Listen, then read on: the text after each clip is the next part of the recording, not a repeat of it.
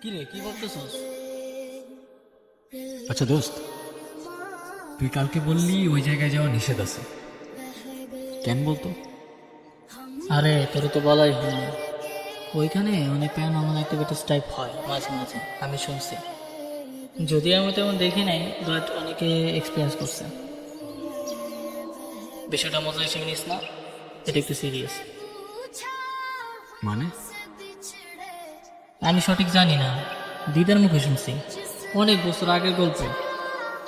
এই গ্রামে একটা মেয়ে থাকতো, তুলির জাতের, নিচু জাত আর কি, আউটকাস্ট বলে মেয়েকে। তারপর বল। তো ওই মেয়েটা নিচু জাত দেখে মেয়েটার সাথে কথা বলা নিষেধ ছিল।